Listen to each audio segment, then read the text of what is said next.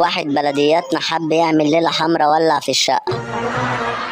واحد بخيل مات لقوه كاتب رسالة: ما تغسلونيش أنا مستحمي. واحد بلدياتنا قفل الباب على صباعه، الباب ورم.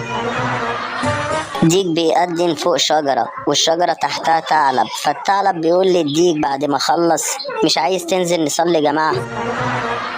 واحدة غبية جوزها اتأخر عليها في الشغل، فبتقول له: ما أنا خايفة لا يكون جوزي اتجوز عليا. قالت لها: اتفقلي خير، ما ممكن يكون عمل حادثة. واحد راح يخطب واحدة عجبته، فأهلها بيقولوا له: ده لسه بتدرس. قال لهم: خلاص أبقى أجيلكوا كمان نص ساعة. واحد بلدياتنا دخل على ابن عمه لقاه بيلعب طاولة مع الحمار، فبيقول له: بتلعب يا ابني طاولة مع الحمار؟ قال له: اسكت، ده أنا مغلوب لحد دلوقتي يجي 20 دور. ليه الغواصين بيتكلموا تحت المية بلغة الإشارة؟ قالك عشان الحيتان ليها ودان. واحد غبي جاله جواب، فالمهم مكتوب فيه صندوق بريد صاد ب 44. ما فهمش يعني ايه، فراح يسأل صاحبه. قال له: ايه اللي مكتوب ده؟ يعني ايه صندوق بريد صاد ب 44؟ قال له: يعني بيقولك عايز صندل بني مقاس 44. واحد بلدياتنا سرق 1,000,000 جنيه وحطهم في حفرة وكتب عليها: مفيش حاجة هنا. حمدان ابن عمه كان ماشي وراه، فراح واخد الفلوس وكتب عليها: حمدان ما خدش حاجة.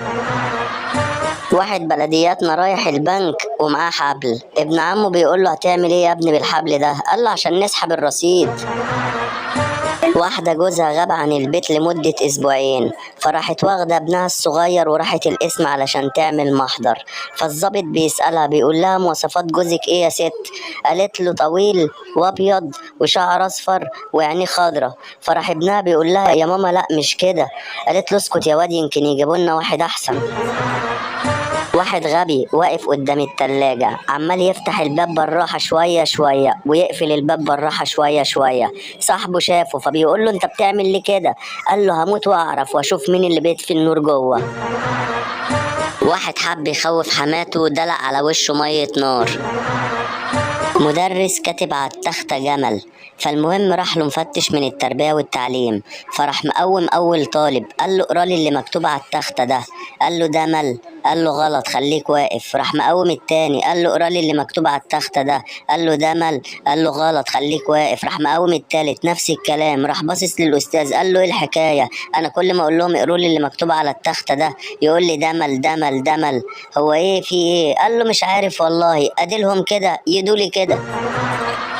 واحدة دخلت على جوزها الأوضة، لقيته راصص أزايز الدواء ورا بعضها، فبتقول له: ايه يا راجل اللي انت بتعمله ده؟ قال لها: اصل الدكتور قال لي امشي على الدواء. واحد بخيل ابنه جاي من على اخر الشارع عمال يقول: يا بابا يا بابا يا بابا. قال له: يخرب بيتك، كفاية بابا واحدة. اتنين غاويين صيد، كل واحد معاه كلب. الكلب بيروح يجيب الفريسة لما صاحبها بيصطاده، فالمهم أول واحد يضرب بالبندقية علشان يوقع الفريسة، فيروح الكلب رايح على طول جايب الفريسة وجاي. صاحبنا التاني يضرب الفريسة يسمع صوت النار يخاف مكانه كده ويفضل قاعد. فالمهم الراجل التاني قال له: ايه؟